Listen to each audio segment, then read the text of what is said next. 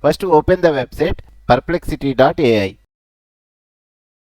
Next click on continue with Google. Just log in with your Google account here. OK. Click on attach symbol. Select this image. Click open.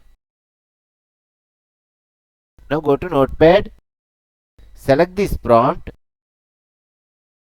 Right click and choose copy. Now go to website. Right click here and choose paste. Now click this arrow to generate. It will take some time and give the best result. This is the best website I ever seen before. If you want to download this image, click on save option.